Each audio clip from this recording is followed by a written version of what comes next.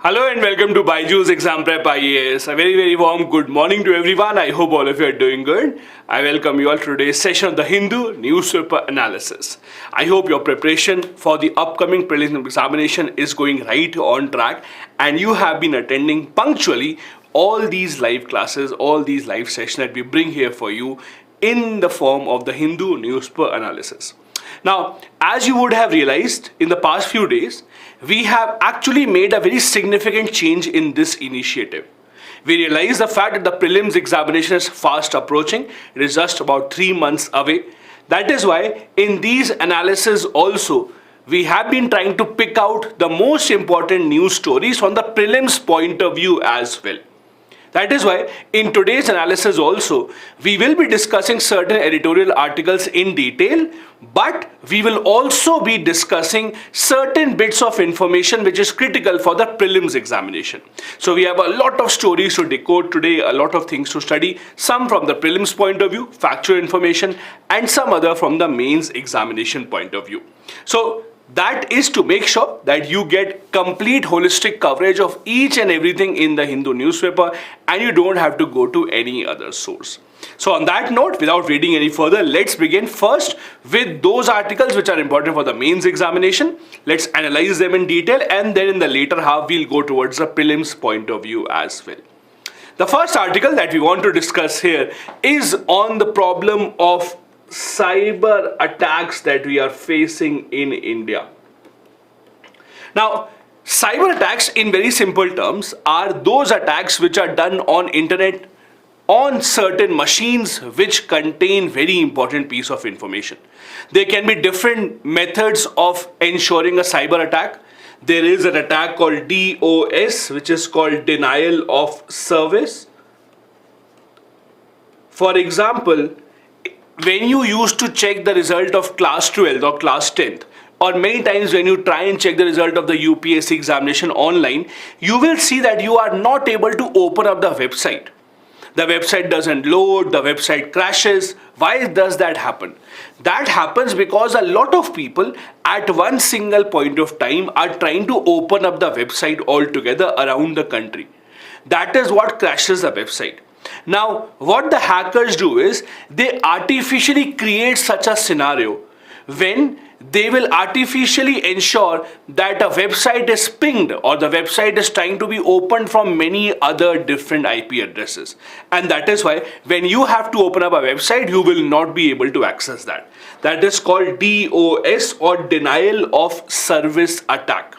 Similarly, the most important or the most dangerous type of cyber attack these days is called ransomware. Ransomware has now emerged as by far the most difficult type of cyber attack to get rid of. Now, what exactly happens in ransomware? In simple terms, your machine, your computer, your server, whatever machine that you are using, that will be controlled by someone else. The hacker will try to get control of your machine. When you try to log into your own machine, when you try to log into your own laptop, your own server, they will not allow you to log in. Your password will not work. You will not be able to ensure that you are able to get online on your machine. The hackers will say over call or they will display a message on your screen that transfer this amount to us, only then we will allow you to gain access to your own system. In simple terms, that is called ransomware. When the hackers ask for ransom in return for giving you access to your own machine, that is called ransomware. Ransomware also is a kind of a cyber attack only. Many countries have been doing this. For example, recently you saw in US also, one of their largest oil companies, their entire system was attacked by hackers who demanded a large amount of payment in bitcoins. And only then they said that we will allow you to access your own systems. In India also recently, we have seen certain instances of ransomware. The one in AIMS, if you remember, became very famous. It made news all across the country that there was a cyber attack on AIMS servers. Now, AIMS servers have very critical information. Just imagine this. The VIPs in India, the VVIPs, the most important people in India, they get admitted to AIMS whenever they have an health ailment. So AIM's record has information about a lot of very important personalities. If that information now goes in the hands of someone who wants to misuse that information, it can be very, very dangerous. Not just this, we recently also had one more cyber attack that was not really covered in the news. That was, there was a gang called Black Cat. They hacked the machines of Solar Industries Limited. This is actually one of Ministry of Defence's companies that produces ammunitions and explosives. So just imagine, the government of India's Ministry of Defense, for the Ministry of Defense there is a company that produces ammunition and explosives. Their website got hacked, their servers got hacked. Just imagine the kind of information, the kind of critical information that would be stored on those servers. The server hackers actually got 2 terabytes of data. That is why the author is saying it is time that we have a very strong, robust policy of how to deal with these cyber attacks. There are 2 big problems that we have to understand here.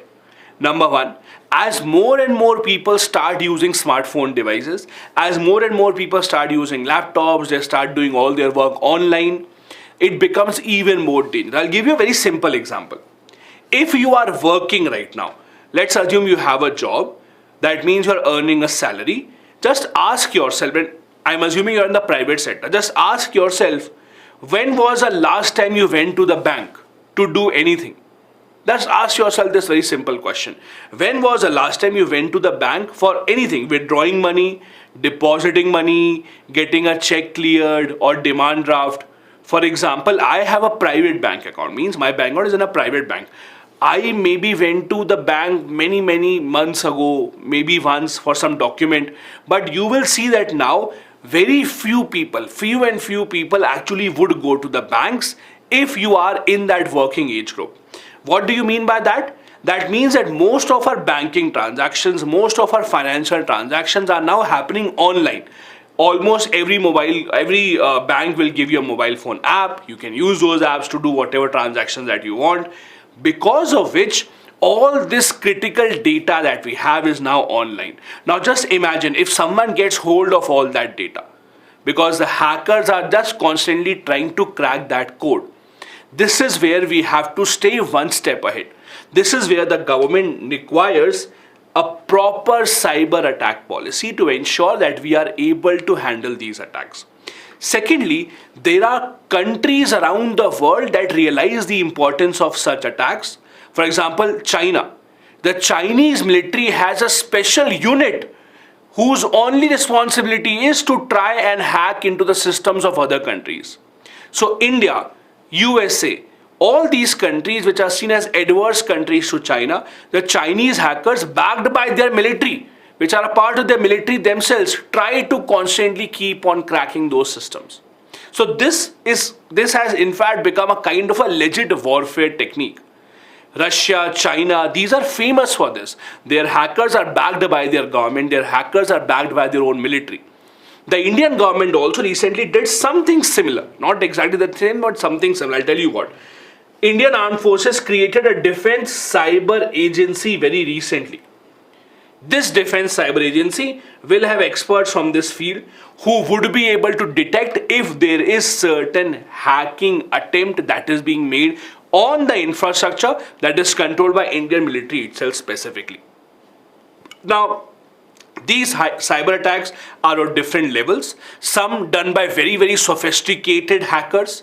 The one other part of the problem here is that now because we have cryptocurrency, it has become even more difficult to track these hackers, because earlier what used to happen, the hackers used to hack this machine and they used to say, deposit this much money in this bank account. Now, when you deposit money in someone's bank account, you would be able to track whose bank account is that. But now with cryptocurrency, what is happening is, it is almost impossible to track where the money is going, who is the owner of this account. So, as we have new technology coming up, the challenges in front of the government is getting even tougher and tougher. In fact, 75% of Indian organizations have faced these attacks in some way or the other. On an average, these attacks cost 35 crore rupees of damage in terms of ransomware, in terms of the companies not being able to provide the services, etc. The other problem is now almost every critical technology that the countries are using, be it the nuclear technology, be it our electricity transmission, all these important technologies, even your weapons, are somewhere related to these kind of technologies. Meaning that the hackers have become so sophisticated that they can even hack into your radars and missile tracking systems. They can see where your missile is heading. They may even be able to change the direction of that. And we have seen something like this in the ongoing Ukraine-Russia war as well. And that is why the government of India and other governments also must ensure that we are on track to handle these threats. The problem in India is, and in many other developing nations, is that research in this area requires a lot of money. You require a lot of experts in this area. Now, it's not that the government has not done anything. We have a specific government unit called CERT-IN, Indian Computer Emergency Response Team, called the CERT-IN. This is the agency who has to be the first respondent. They have the responsibility of ensuring that there are no such cyber attacks that happen in India, and if they do, they are the ones who will first ensure that these cyber attacks are curtailed. This agency recently came up with a set of guidelines for all the organizations across the country.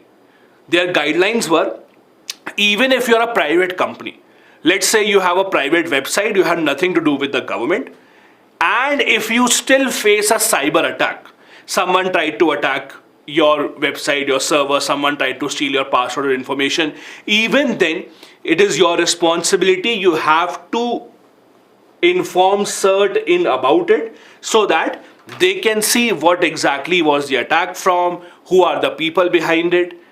Even if the attack takes place on a private organization, now you have to ensure that you bring this in contact of CERT-IN. However, that has not been happening very, very regularly. That is one big problem, because it is not seen as compulsory by the Indian companies. The Indian companies, see, by default, people fear getting in touch with any government agency. By default, you fear getting in touch with the police, because by default, we believe that if we get in touch with the police, if we complain about something, they will try to find faults in us only. So people usually try to avoid these kind of things, and that is a big problem. As I discussed earlier, we don't have enough cyber security personnel as well. You can compare India's size with US. India right now has about 3 lakh cyber security personnel, while USA has about 1.2 million or 12 lakh people who are working in the same area. Meaning that at the end of the day, we have to understand India, for the scale of population that we have, for the kind of progress that we are making, for so many people now going online, we need many more people working in this field.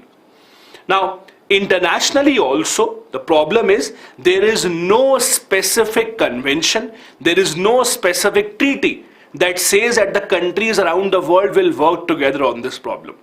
This is also a big issue. There is something called the Digital Geneva Convention. Recently, about 30 global companies signed a declaration that they will share information with each other, they will help each other whenever there is a challenge. But nations around the world, the governments have not come together to have this kind of an agreement. That is why we still see lack of coordinated efforts. The problem here is, a lot of times, let's say the Indian government website is being hacked. The hackers will not be from India. Most of the times they would be sitting in China, Pakistan, Russia, some other country altogether. So if their government does not help us to catch these people, it will be almost impossible for our country or any other country to catch them. That is why we need international cooperation, because this is a problem that every country will face one day or the other. Right now, the cyber crimes are expected to cause a damage of $8 trillion so far. There are some countries who have realized this. They have come up with cyber security policies such as US, Russia, UK, South Korea, European Union. But globally, there is no framework where all the countries decide that yes, we will exchange information with each other, and that is what needs to change. At the UN, there were two conventions that were signed, one resolution by Russia and one resolution by USA. Russia recently introduced a resolution that we should have information and community technology open working group, that we should share information with each other. All the UN members supported this. On the other hand, US also came up with another resolution that we should try and curtail cyber attacks. But again, because these two resolutions were introduced by two opposite countries, one by USA, one by Russia, there is still a problem that these can't work together. The author here says that India, because we are right now the president of the G20, we have the responsibility of taking the direction where the world should go. And India should bring this on the agenda when we have the final G20 summit meeting. India should try and ensure that nations around the world realize that this problem of cyber attacks, cyber threats can only be curtailed if the entire world works together and not just a few nations. Now, there are a lot of issues that we have in India specifically with respect to cyber attacks. We discussed some of this earlier as well. We are a growing population, and with a growing population, we are increasingly seeing more and more people now coming online. Increasingly, more and more people are using smartphones, laptops, computers. So the probability of people now getting into this problem of cyber warfare is increasing. Earlier, that was not the case. Since more and more people are coming into this technology usage, more and more people now don't know how to keep their data secure. For example, you would have seen so many times your relatives, maybe the upper generation, maybe they would have forwarded a WhatsApp message to you that says, forward it to 10 people and you will see a miracle. Remember? And you might also see WhatsApp messages such as, if you forward this to 10 people, Amazon will give you 1,000 rupees free voucher. Click on this link, you will get an iPhone. You get so many of these forwarded messages these days. All of these are somewhere an attempt to try and gain access to your machine. Because we have so many people who don't have a lot of digital literacy, you see these messages floating around time and time again. And this is where you have to understand that digital literacy is still lacking in India. So as we have more and more people going digital, the challenge will only increase. The other big challenge for India specifically is most of the big websites that have a lot of our personal data, Twitter, Facebook or Instagram or LinkedIn, etc. All these mostly have servers outside India. So whatever information we are giving on Facebook, for example, they are storing that information on their server which is outside India in some other country. Because the servers are outside India, Indian laws will not really apply to them. And that is why the data of Indians is also still under danger. New technologies such as AI have also made the challenge even worse. And then there is a threat that has always remained at our doorstep, that is China. Not just India, the entire world right now is somewhere dependent on China in one way or the other. In terms of new technology, most of the hardware that you use, most of it somewhere is made in China. A lot of Chinese companies, for example, I am sure all of you would have heard of Huawei. Huawei is one of the largest telecom manufacturers in the entire world. The big routers, modems, servers that we use, mostly in European countries, US, etc., are actually made by Huawei. Many countries, including USA, announced that Huawei is stealing our data, they are giving our data to Chinese government, we are banning Huawei, we will not allow them. India also did not allow Huawei to be a part of 5G trials. Earlier, when Government of India was conducted trials on 5G, Huawei was sending its own hardware to test all these things. But India also said that we will not allow that to happen. So dependence on Chinese hardware has also been a challenge, because China is right now seen as a hub of all these activities, since the Chinese government is interested in information warfare. And that is what we have to be very, very careful against.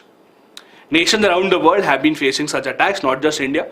In fact, these attacks are much more prevalent in developed nations. USA, Germany, Japan, UK, these countries face a lot of these attacks. Recently, you would have also seen attacks on Iranian nuclear facility. Those are also conducted by Western nations. So every country, somewhere or the other, makes sure that they are able to get information from some other countries. You want to be safe yourself, but you also want to get other person's data. That is a big problem that we are facing right now. Before we move on to the second article for the day, let me quickly take up if there are a few questions. There's a question from Chiku. Does CERT-in address cyber attacks on particular individual apart from large MNC? No. So CERT-in addresses cyber attacks mainly on the government websites, etc. They are not really responsible for private sector. What they have done is they have told the private sector that if you face any cyber attack, just report us and we will look into that. But their response or their protection is not their responsibility. CERT-in's responsibility is to protect the government hardware, the government data, the government servers mainly.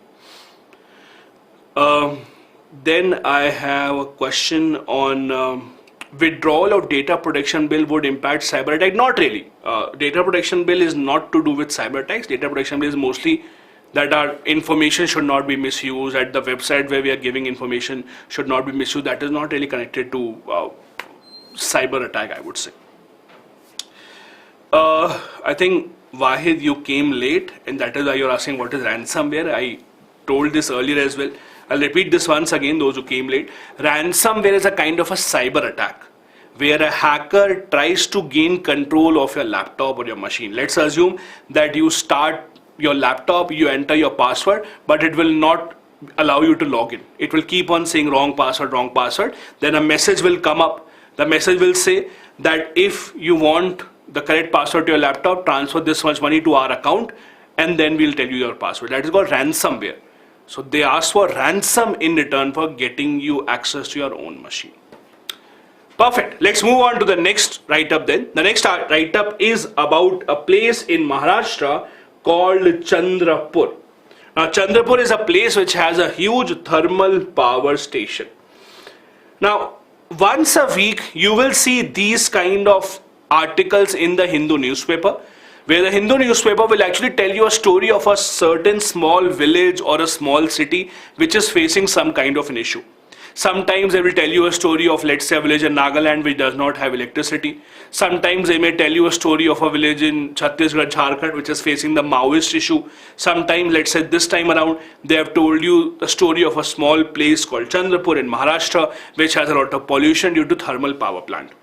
In these kind of articles, rather than focusing on what the story is, because the story is written in such a way that they will talk about individuals living there, people who are facing all these issues, you have to focus on the bigger issue. For example, over here, the issue is the pollution because of the thermal power plant that we have in Chandrapur.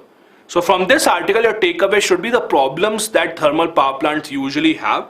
What is it that the government is trying to improve the situation for, rather than focusing on the individuals which are mentioned in this article. So the Chandrapur Subat thermal power plant in Maharashtra, it is run through coal. It has a capacity of 2,920 megawatts. Now, the reason why it is located there is that it is very close to a very, very important coal belt for India. A lot of coal is extracted from that area. Chandrapur is known as India's black gold city. It is in that area which is very coal rich in Maharashtra. The city doesn't just have the thermal power plant, it also has many other industries. It has cement industry, explosive, paper, textile, etc. The problem with all these industries is that because of all these industries, there is a huge amount of pollution that you see in this city, which is a nuisance for the people living there. Now there are two ways to look at this. One, because there are so many factories, because there are so many industries in the city, locals will easily get a job. So that is a good part. A lot of people from nearby villages also come there. A lot of people from the nearby cities also come here. They come in search for jobs. They get it easily because a lot of people are required to work here in these industries and factories. But the problem is the impact that it has on their health is also long term. Most of the people living in this city are not very rich that they can afford very good treatment. Ultimately, they will have to live here, and that is why a lot of people in this area, for example, are suffering from asthma. That has become a very, very common phenomena. Why? The reason is, when you talk about coal-fired power plant, the thermal power plants, the problem is when you burn coal, you will see a lot of fly ash being generated. In this plant alone, 7,100 metric tons of fly ash is being generated, which is called carcinogenic. Carcinogenic means something that causes cancer. Something that may cause you cancer in the long run, that is called carcinogenic. Now, fly ash is extremely, extremely dangerous. That is why governments across the world have been trying to solve this problem. How to use and recycle fly ash. For example, a lot of the government policies are now focused on making bricks out of fly ash, so that those bricks can then be used in construction, because when fly ash is just openly suspended in the atmosphere, it will go into your lungs and it will actually become very, very problematic and dangerous for you. And that is why this problem of Chandrapur super thermal power plant has come into the news. A lot of the pollution from these factories is also going into groundwater, and the water, the air that the people are breathing in the city is very, very, very harmful.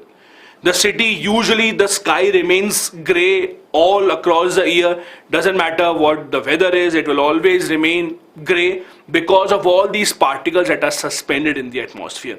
And that is why this problem of fly ash has to be now contained. The government company that operates this power plant is the Maharashtra State Power Generation Corporation.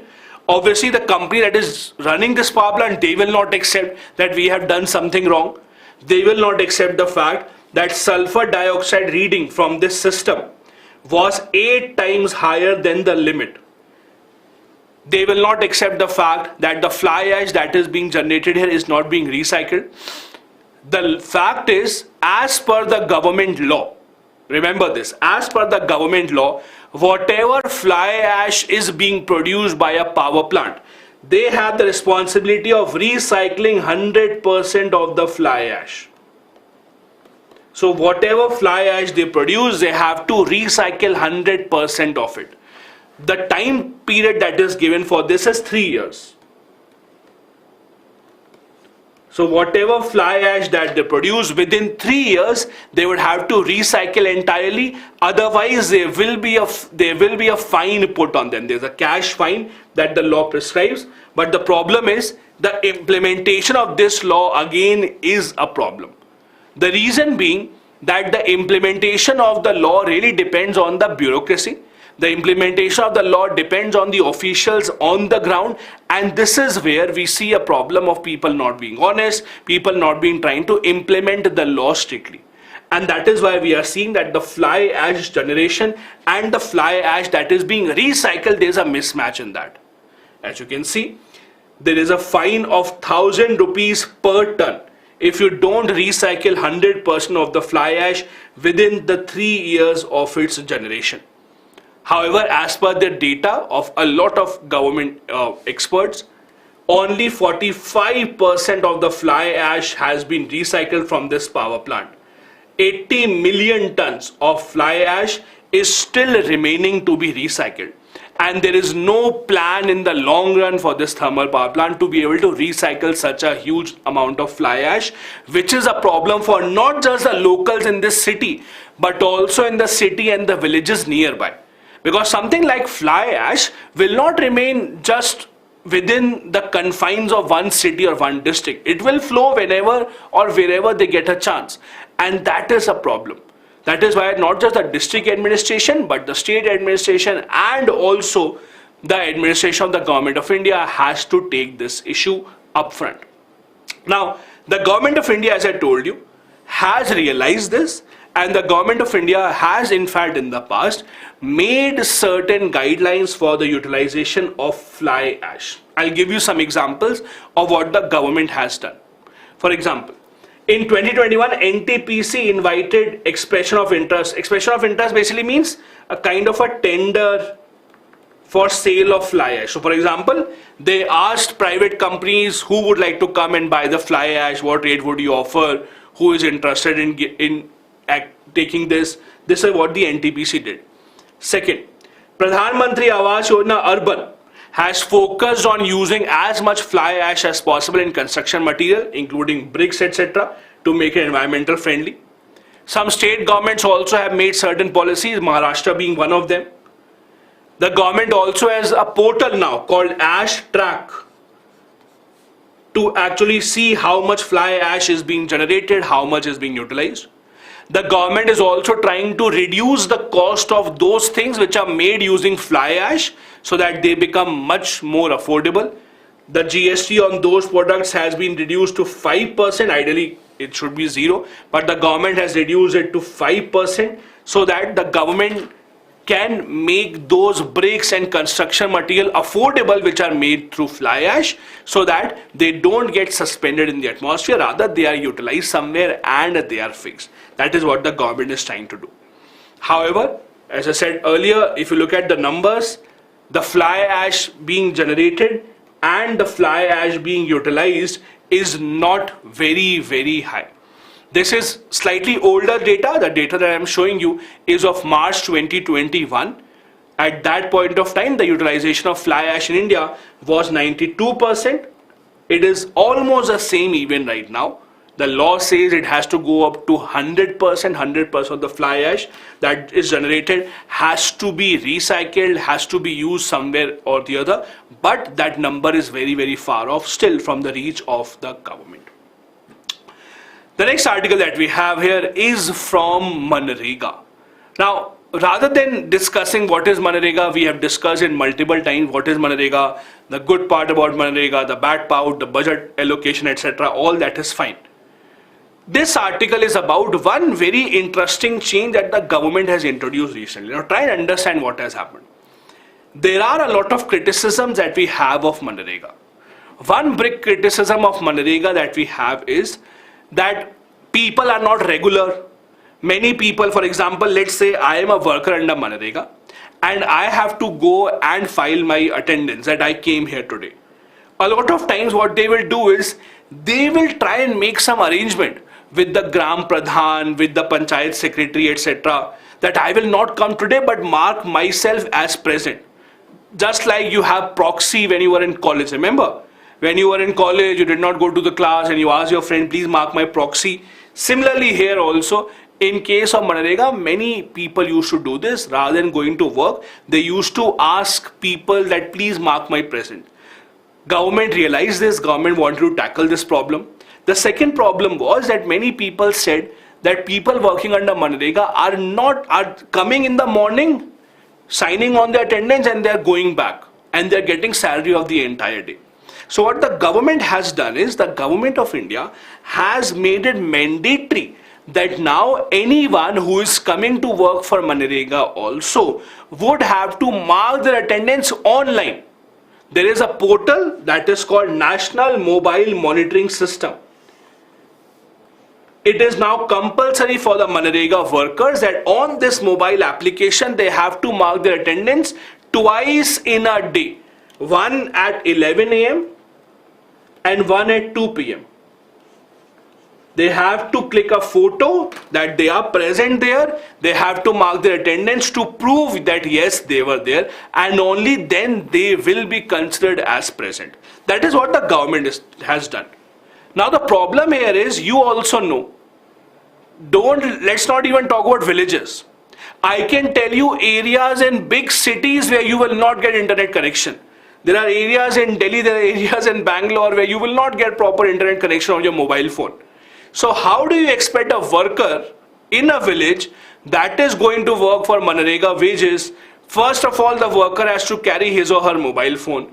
Secondly, you are expecting that there should be proper network, because you have to click a photo, upload a photo, unless if you don't do that, then you will be marked as absent.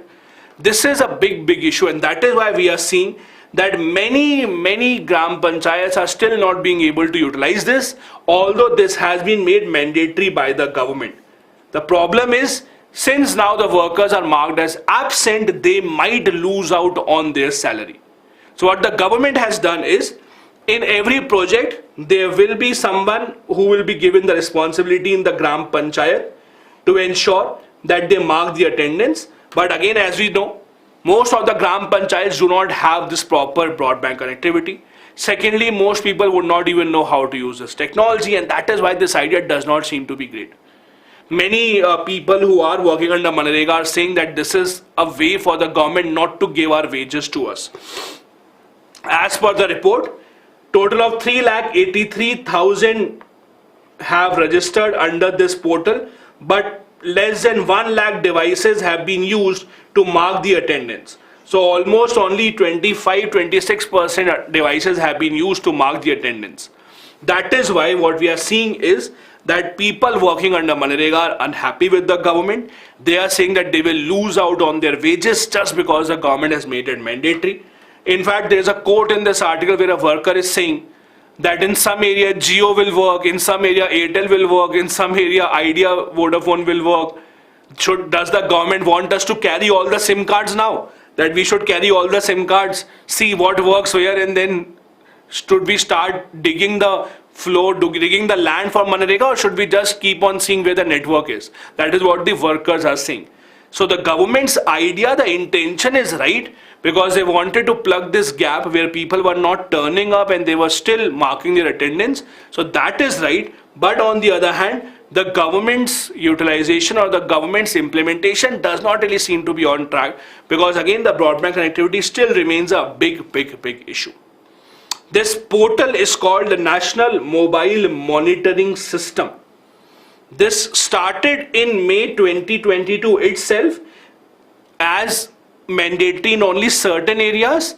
The change is now about 2 months back. It has now become with all the places in India, all the rural areas in India now have to compulsorily mark their attendance under MGNREGA on this monitoring system itself.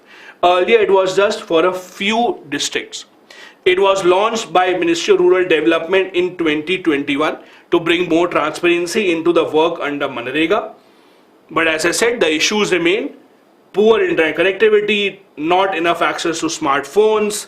Many workers have complained we don't know the process, because again, you can't expect workers under MGNREGA, most of them illiterate, to understand the process. Most of them would not have smartphones, most of them would not know how to work with this. So that is still an issue that still remains and has not been solved.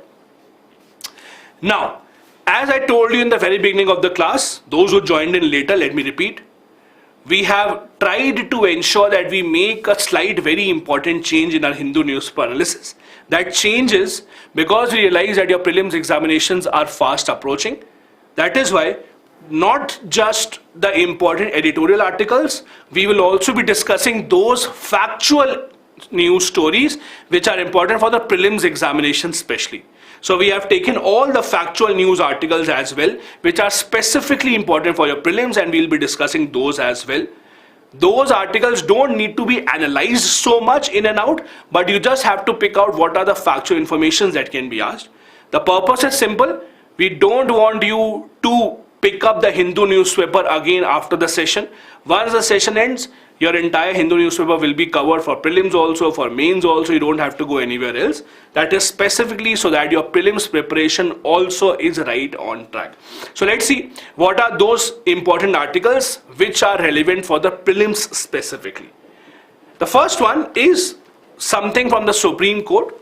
The ERCP has been stayed by the Supreme Court. Now, or Madhya Pradesh has approached the Supreme Court for its stay. Now, what exactly is this? ERCP is a project by Rajasthan government called Eastern Rajasthan Canal Project. So basically what is happening is Rajasthan is building certain canals on its rivers. Now, what are canals? I hope all of you know. Let's say this is a river, river number 1. This is a river, river number 2. Now, what happens is in this area, let's say government wants to ensure that in this area certain water supply is given. So the government will artificially build a channel here, a canal here. They will dig up the space here, so water will automatically start flowing here. This is called a canal. So when you artificially dig up certain areas so that you can channelize the river's water to some other place, that is called a canal. So what is happening is the Rajasthan government is building certain canals to give water connectivity to its other areas as well, called Eastern Rajasthan Canal Project. This is a project which will include rivers such as Parvati, Kali Sindh and Chambal rivers. Now what is the issue here? The issue here is number one, Madhya Pradesh is not happy with this. Madhya Pradesh is saying that the Chambal rivers after Rajasthan comes to Madhya Pradesh also. So what is the problem? Madhya Pradesh is saying that this river, let's assume this is Chambal. Madhya Pradesh is saying that you will take all the water and then when the river comes to my state, I will not get enough water. So I don't like this. That is what Madhya Pradesh's problem is. They have gone to Supreme Court to ask for stay in this project. Rajasthan on the other hand is saying no, this is correct. Rajasthan is saying that we want that this project should be given national project status. Please do remember now, this is very important for your prelims. Rajasthan government wants this project to be given national project status. Why? National project status will be a project which will be funded by the central government, not the state government. So obviously state government will want the central government to give the money. So let me now, for the prelims point of view, tell you what are the criterias under which a project can become a national project. There is no random criteria. There are certain criterias based on which an irrigation project can be called a national project. For example, number one, where usage of water is required by a treaty or where planning is necessary in the interest of the country. So if it is in the interest of the entire country, then number one. Or second criteria, interstate projects, so projects where more than one state is involved, which are dragging on due to non-resolution of issues of cost, etc. between the two states. Those issues can be called national projects. Central government can take them from. Third criteria, interstate project with additional irrigation potential of more than 2 lakh hectare and there is no dispute on sharing of water. Then, or fourth, renovation or modernization projects envisaging extension or irrigation of over 2 lakh hectare. When one of these criteria is fulfilled, then the central government takes a call only. Do we want this project to be called a national project or not? If they say yes, it becomes a national project, then the central government will start the funding and not the state government. This is what you need to know about this particular news. Next news, again important from the prelims point of view. Hyderabad-based company, a private company, has built a simulated crew module for Gaganyaan. Now, remember this, a lot of us have a misconception. A lot of us still think that space sector in India is not allowed for private participation, but that is not true. There's a lot of private participation happening in the space sector. A lot of startups are building some satellites for ISRO and ISRO is sending them. What has happened here is a Hyderabad-based company has built a kind of a crew module for Gaganyaan. Now, Gaganyaan as such is extremely important. As you know, Gaganyaan is India's first attempt to send humans into space.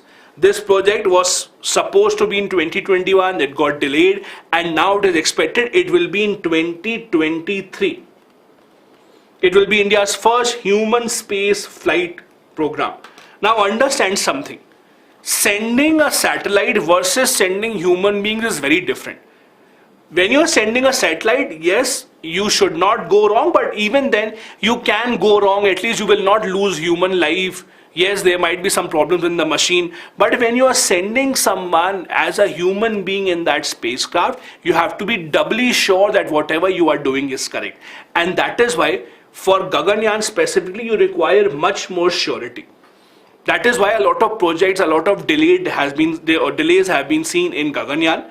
In Gaganyaan, you have to remember, the project now will be done or will start in 2023. It's a 3-stage project, 1, 2nd and 3rd. It is only in the 3rd stage. It is only in the 3rd stage that we will finally see a human actually entering the Gaganyaan. So in the first 2 phases, it will be without human beings. We have to see that is successful or not. Only when that is successful, the phase 3, the third phase, will have humans. It will have an orbital module. It will have 3 Indian astronauts, including a women also. The names have not been declared. It is said that many Indian astronauts, in fact, were undergoing training in Russia, because Russia has a lot of experience in this. So a lot of Indian astronauts have been undergoing training in Russia for that as well. Only few countries have been able to send humans to space, including USA, China and Russia, and we would be the next one. ISRO plans to use GSLV Mach 3, which is our heaviest launch vehicle, which is a 3-stage heavy lift launch vehicle for Gaganyaan. But again, whether it starts in 2023 remains to be seen. Originally, it was supposed to be in 2021. For the pandemic, it was delayed. This is again important for the prelims point of view. ISRO space-based questions are very, very, very common in the prelims exam. Then, the next important article from the prelims point of view. The Vice President said that members of Parliament should exercise their right to speech and expression responsibly. As you know, members of Parliament have certain privileges given to them. One of the important privileges is the freedom of speech and expression that they have within the premise of the Parliament. Whatever they say within the House, that cannot be questioned in the court of law. They have freedom of speech and expression. However, that doesn't mean that they can speak anything. The Vice President, who is the ex-officio chairman of the Rajya Sabha, has said that they should utilize this power very, very carefully. They should not think that the Parliament is an akhada. Those who don't understand Hindi, akhada is a place where you wrestle, where the wrestlers come together and they wrestle with each other. That is called akhada. Now, you have to remember, with respect to this article, what are the parliamentary privileges? It is Article 105 of the Constitution that talks about parliamentary privileges.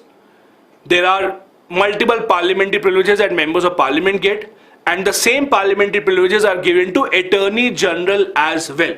If you remember, Attorney General also has a right to attend the session of the Parliament, to speak in the Parliament. Without voting, he can do all other things in the Parliament. They have freedom of speech and expression. Also, whatever they speak will not be taken against them in any court of law.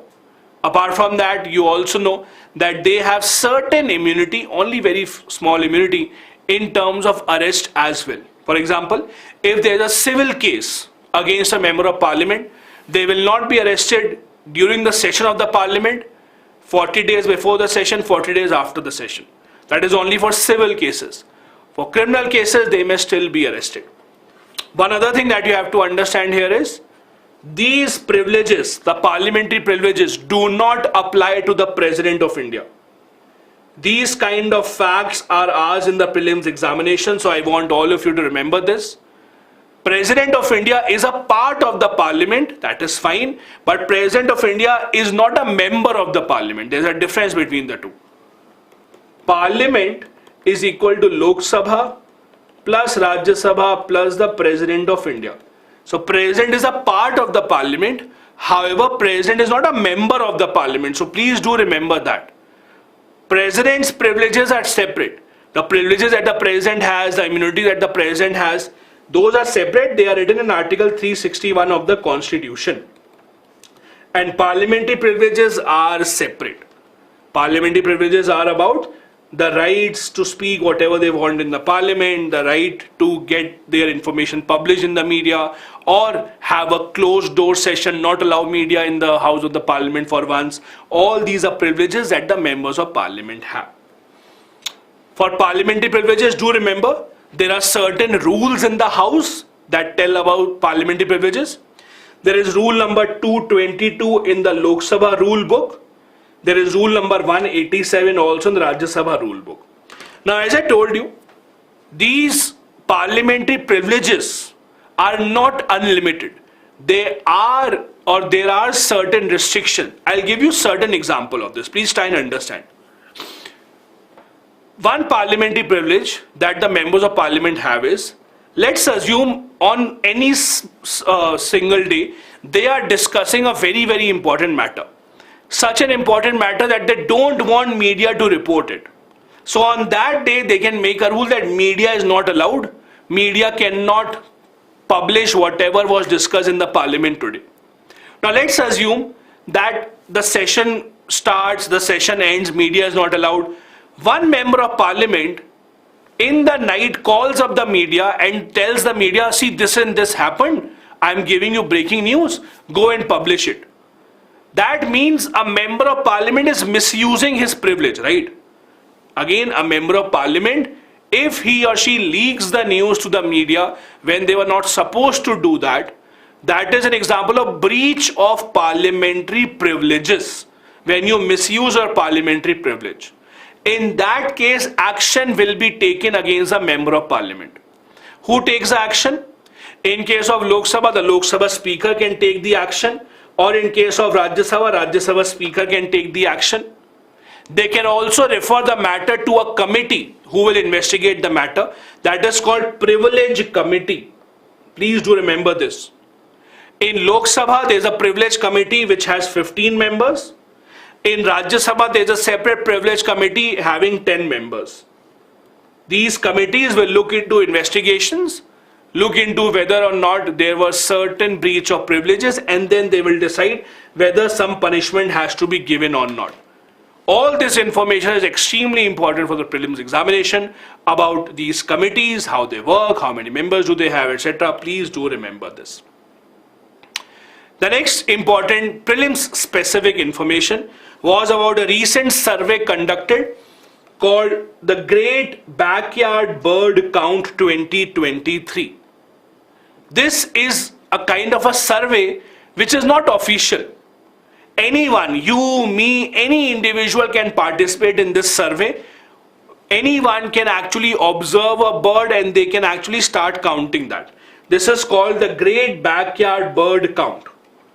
Under this bird count, highest number of birds were seen in Uttarakhand, then Arunachal. Apart from that, highest number of birds on the checklist of birds was from Kerala. So there is a difference between the two. Highest number of birds were from Kerala, largest number of species, that is different species of birds. The largest number of them were in Uttarakhand and second were from Arunachal Pradesh. Now, this kind of information is also important for the prelims examination because these random surveys, these random organizations that conduct such surveys are also asked in the prelims examination multiple times. This survey is conducted as an informal partnership. It is conducted by an organization called Bird Count India. About 190 countries participate in this. Individuals can participate without any problems. Individuals like you and me, we just have to see, watch a bird, and we can actually ensure that that data is collected on a website. I'll show you what website that is. This survey was first launched in 1998. Any participant can count the bird for about 15 minutes or as long as you wish, and you just have to register where you saw the bird, the photo of the bird, etc. on birdcount.org. Anyone can take part in this, from beginning to bird watchers to experts. Then experts at Cornell Lab of Ornithology, they will look into this and they will release the final numbers. Finally, this is how the bird survey will be conducted. Again, do remember, this Great Backyard Bird Count survey is not an official survey from the government. It is a survey that is mainly being done so that certain lab professors can gain information about the bird counts. Individuals can participate in this, experts can also participate in this. Whoever is interested in this can participate. Priyanshi is asking who are enthusiasts. Priyanshi, enthusiast means whoever is interested in that subject. So anyone can participate in this project. Then there is an article about COP28. The COP28 must focus on adaptation instead of mitigation. So there is an upcoming conference that will be held in Dubai, conference of UNFCCC, the organization that looks into the harmful impact of climate change, that wants to ensure that climate change is reduced. Their next conference will be held in Dubai. Leena Nandan, who is the Secretary of the Environment Ministry, said that we would like the world to focus on adaptation rather than mitigation. Now, what is the difference between the two? It is very, very important for the prelims examination. Please understand, there is a difference between adaptation and mitigation. Mitigation means when you try to ensure that climate change is reduced, when you try to ensure that we do not warm the earth as much, that we do not pollute the earth as much, that will be called mitigation. So mitigation is when you reduce carbon emission and you try to ensure that new and new technologies come up so that the amount of pollution that is emitted is reduced. On the other hand, what is adaptation? Adaptation means helping those countries which are already impacted by climate change. So countries which are already impacted by the climate change, help them out by building better houses, help them out so that they can now adapt to the changed way of life. That is called adaptation. So mitigation means cutting down on the negative impact of climate change so that the temperature does not increase as such. Adaptation means helping those countries which have already been impacted by that, which have already now are suffering from harmful impacts, helping them to rebuild the houses, helping them to build better houses, better buildings. That will be adaptation. There is a difference between the two. Adaptation is usually what poor countries want. Poor nations want money for adaptation. Nations, for example, that face flood, that face drought, etc., they are the ones who are looking for money to rebuild their economy. So the Environment Ministry Secretary is saying we should focus more on adaptation rather than mitigation. This is the difference between the two. Mitigation is about how to reduce carbon emissions.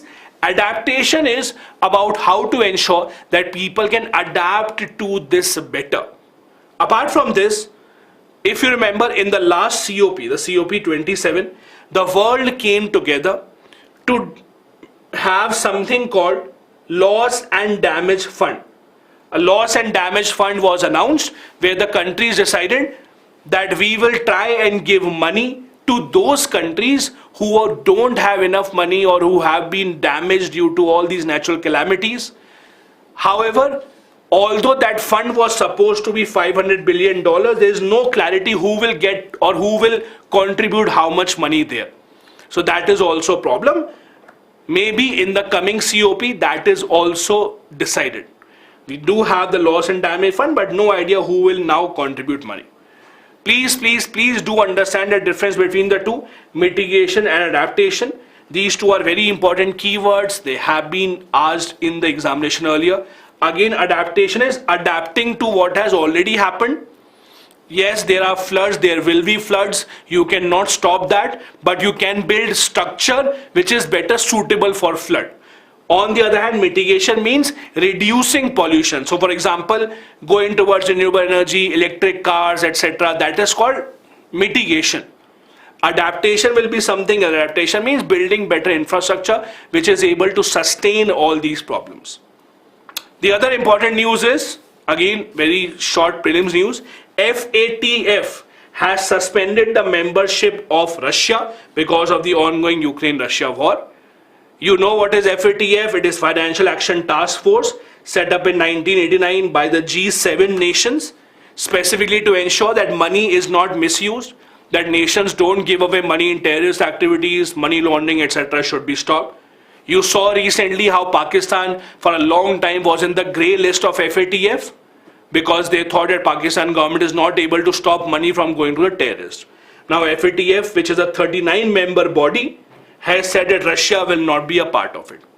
What are the important facts about FATF that you should remember for prelims? First, there are 39 members only, not the entire world. India is a member in fact. Second, India became a member only in 2010. Third, they don't just have grey lists, they have two lists in fact. Grey list and the black list.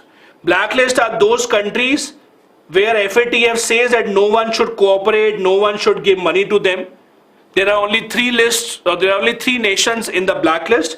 Iran, North Korea and Myanmar. It is said that these countries openly support terrorism. Then there is a grey list which has multiple nations. Those nations which are not able to stop funding. Pakistan also recently was here for a long time. Do remember about FATF as well. Then another important, very short news story is about NCLAT, NCLAT, that is National Company Law Appellate Tribunal. Let me write it here for you. National Company Law Appellate Tribunal. As the name suggests, when you have to appeal against a company law tribunal decision, you can come here and appeal against it. You have read about tribunals in Indian polity, I am very sure. This is an appellate tribunal where you can appeal against their decisions then. This was made under the Companies Act of 2013.